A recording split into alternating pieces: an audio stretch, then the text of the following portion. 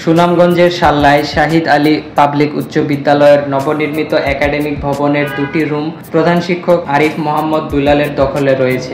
এমন অভিযোগের ভিত্তিতে সরেজমিনে গিয়ে দেখা যায় নীতিমালার তোয়াক্কা না করেই নবনির্মিত 4তলা ভবনের 2টি রুম দখলে নিয়ে পরিবার পরিজন নিয়ে বসবাস করে আসছেন ওই স্কুলের প্রধান শিক্ষক আরিফ মোহাম্মদ দুলাল। তিনি অতীতের ন্যায় স্থানীয়ভাবে প্রভাব খাটিয়েই এখানে বসবাস করে আসছেন বলে জানান এলাকাবাসী। ঘরের নিত্য প্রয়োজনীয় আসবাবপত্র সাজিয়ে রাখা হয়েছে 2টি রুমে। ক্লাস চালু হওয়ার আগেই নীতিমালার বাহিরে ব্যবহার করা হচ্ছে রুম ও বাথরুমও।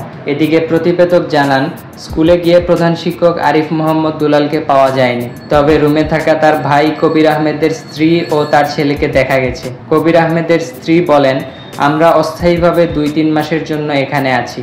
আমাদের বাসাও তৈরি হচ্ছে, সেটা প্রস্তুত হলে আমরা এখান থেকে চলে যাব।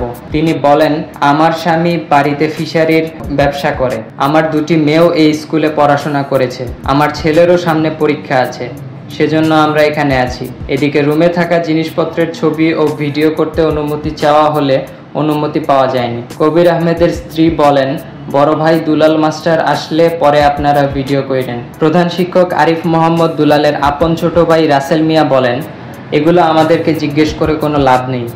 জিজ্ঞেস করতে হলে ইউএনও স্যারকে জিজ্ঞেস করেন। ইউএনও স্যার এই স্কুলের সভাপতি।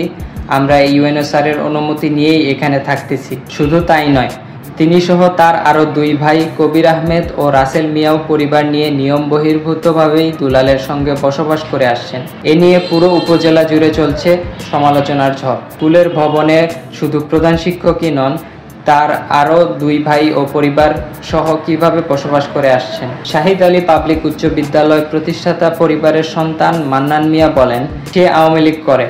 সে মূলত আওয়ামী লীগ ও ওই স্কুলের তৎকালীন সভাপতি অবনী মোহন দাসের ক্ষমতার প্রভাব দেখেই এসব করে আসছে। এটা নিয়মের বাহিরে উল্লেখ করে তিনি আরও বলেন, আগে সে যে ঘরটায় থাকতো নীতিমালার বাহিরে গিয়ে টাইলস ফিটিংস করে থাকতো।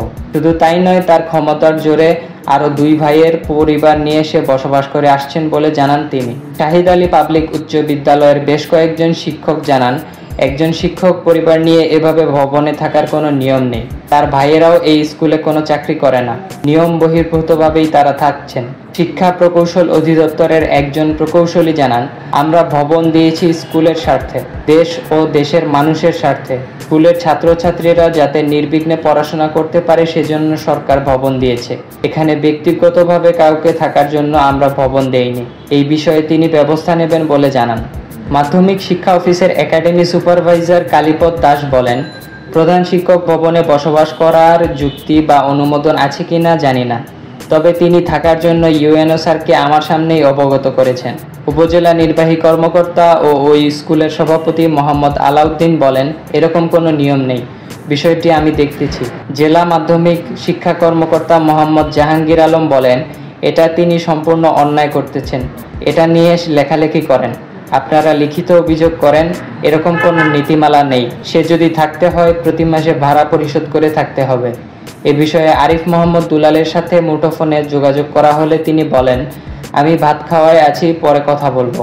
পরে একাধিকবার ফোন করেও তাকে আর পাওয়া যায়নি। আব্দুল্লাহ